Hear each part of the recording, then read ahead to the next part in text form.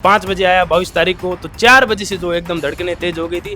लेकिन जैसे ही रिजल्ट आ गया, देख लिया 97.20% है, तो बड़ी खुशी हुई और माहौल अच्छा रहा। आगे विचार है जयपुर जाने का और यूपीएससी का एग्ज़ाम देने का, सीएससी सिविल सर्विसेज एग्ज़ाम वो देने का विचार है। सबसे पहले तो मैं सभी बच्चों को यही कहना चाहूँगा कि तनाव से मुक्त रहें, और गांव के बच्चों से मैं ये कहना चाहूँगा कि वहाँ पर इतना गाइडेंस होता नहीं, कोचिंग क्लासेस वगैरह होती नहीं, तो अपने स्कूल के जो टीचर है उनसे हमेशा संपर्क में रहे। सोशल मीडिया का भी हमें सकारात्मक उपयोग करना चाहिए, जैसे हम यूट्यूब पे क्लासेस ले सकते हैं, व्हाट्सएप पे नोट्स शेयर कर सकते हैं। गत दिनों राजस्थान में माध्यमिक शिक्षा बोर्ड का रिजल्ट है वो जारी हुआ, और उसके बाद में कई जगहों पर कई जो बच्चे पढ़ाई में होशियार थे वो प्रथम स्थान पर आए। मैं इस समय हेमंत सोलंकी के घर पर हूँ। ये हेमंत सोलंकी है जैसलमेर विधानसभा में, इन्होंने 8 सब्जेक्ट में जैसलमेर विधानसभा में टॉप किया है। हम इनसे जानेंगे किस तरीके से जो है वो इन्होंने अपनी पढ़ाई जारी रखी, किस तरीके से इन्होंने जो है वो पढ़ाई की, कितने घंटों तक पढ़े, बाकी वाले जो स्टूडेंट है उनके लिए किस तरीके से ये बन सकते हैं मार्गदर्शन, वो हम समझा देंगे। क्या नाम है आपका? पूरा सबसे पहले परिचय बताइए आपका। मेरा नाम है हेमंत सोलंकी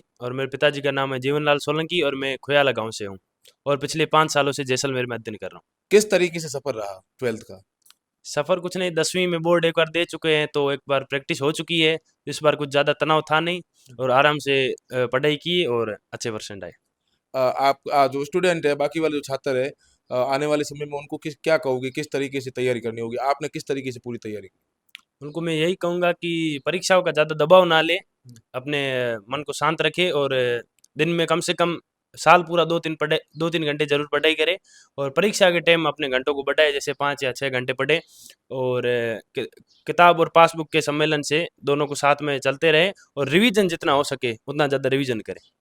किस तरीके से शिक्षक थे, उनका किस तरीके से जो है आपको मार्गदर्शन मिला? क्या कहोगे उनके बारे में? सबसे पहले तो मैं अपनी कोचिंग क्लासेस जागृति क्लासेस को धन्यवाद दूंगा, और वहाँ के रणवीर जी चारण सर, चूनाराम जी सर, और हमारे विद्यालय के सभी सर, गांधी बाल मंदिर के सभी सर, उनका बहुत अच्छा मार्गदर्शन रहा, और साल पूरे उन्होंने हम पर बहुत मेहनत की और हमने अभी उनका फल दिया है। आप इंस्टाग्राम, फेसबुक यूज़ करते हो? जी जरूर, फेसबुक तो नहीं है, इंस्टाग्राम। क्या कहोगे आगे आने वाले समय में किस तरीके की तैयारी वो रहेगी? आने वाले समय में यूपीएससी का प्लान है और ज़रूर एक दिन क्रैक करेंगे। बिल्कुल। आपने प्रथम क्लास से लेकर आपने जैसा बताया 8वीं तक आपका सफर आदर्श में रहा। क्या कहोगे आदर्श के सिद्धांतों को किस तरीके से जो है वो आप मोटिवेट हुई वहाँ से? मेरे बचपन की पहली से 8वीं तक आदर्श विद्या मंदिर खुयाले में पढ़ाई हुई, तो वहाँ से एक अच्छी नींव बन गई, और उन्होंने जो जो सिखाया, अच्छे संस्कार दिए, माता पिता का आदर करना और अच्छे से अनुशासन से रहना, तो वो जीवन में बहुत काम आया, और जब हमारी नींव अच्छी हो जाती है तो आगे की लाइफ में भी उसका बहुत योगदान रहता है। आप जो जिस तरीके से आपने जो विधानसभा पूरा टॉप किया, आप जिसमें विधानसभा के टॉपर रहे हो, आपको क्या लगता है कि आने वाले समय में भी जो आपकी राह पर बच्चे अगर चले तो किस तरीके से तैयारी करें? पूरा विस्तार से बताइए। सबसे पहले तो मैं सभी बच्चों को यही कहना चाहूँगा कि तनाव से मुक्त रहें, ठीक है? और उसके बाद रेगुलर, जैसे ही साल शुरू होता है तो रेगुलर दिन में 2-4 घंटे, पहले कम से शुरुआत करें, जैसे आपकी आदत बढ़ेगी तो उसको धीरे 3-4-5-6 घंटे ऐसे उसको कन्वर्ट करें। तो मैं तो घर में ही पढ़ता था, तो घर का माहौल भी अच्छा है, और मेरे मासी जी डॉक्टर हैं और मामा भी पढ़ाई कर रहे हैं, वो भी अपने टाइम में 12th में कॉमर्स के जिला टॉपर थे, और इस तरह उनका मोटिवेशन भी मिलता रहता है, तो मुझे भी लगता है कि इसको के लेगेसी को आगे बढ़ाना है तो मुझे भी अच्छा करना चाहिए। और मैं मुझे तो यहाँ पर जागृति क्लासेस का सपोर्ट था, स्कूल से भी सपोर्ट था, और टीचरों ने भी अच्छा मार्गदर्शन किया। जब भी लो फील होता था तो मोटिवेट करके हमको वापस तैयारी में जुड़ने के लिए बोलते थे।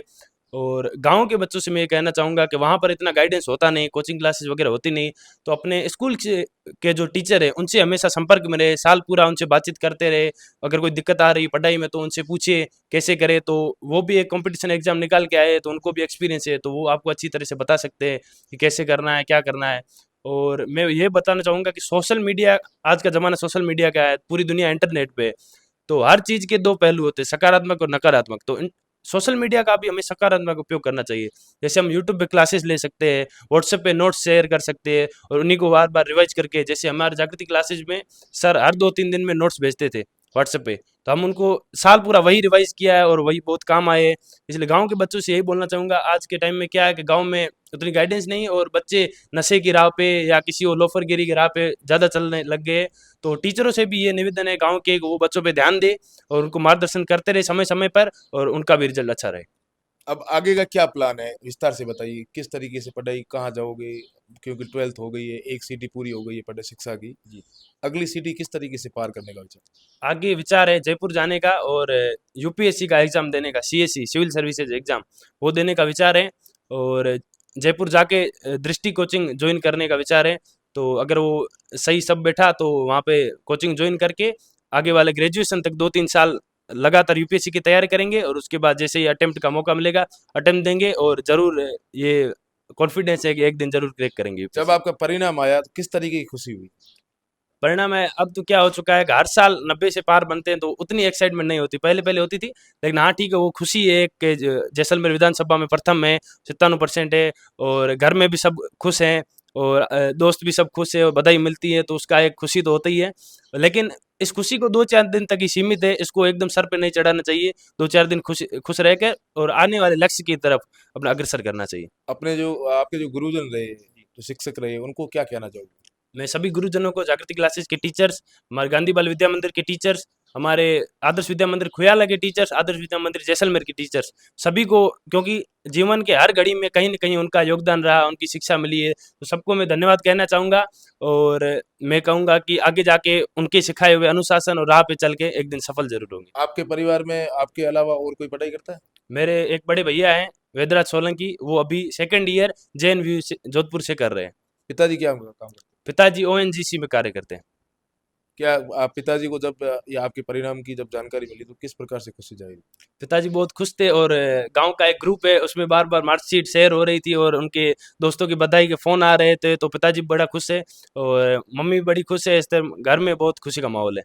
आपने जैसे पहला की बताया कि आप अपने ननिहाल में रहते हो जैसलमेर में, किस तरीके से आपके ननिहाल वालों का जो प्यार है वो आपको मिला?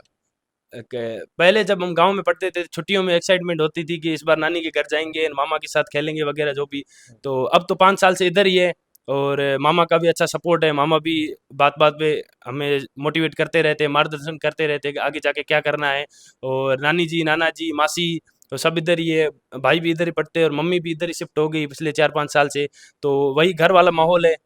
ठीक है, तो अच्छा उनका सपोर्ट मिलता है और जब भी पढ़ने बैठता हूँ तो वो अपने चुपचाप शांति से कार्य करते हैं और मुझे पूरा माहौल देते हैं कि मैं अच्छे से पढ़ सकूँ और उन्हीं की बदौलत आज मेरे इतने अच्छे परसेंट बने। परिणाम जब आए नहीं थे, परिणाम आने से पहले क्या चल रहा था मन में?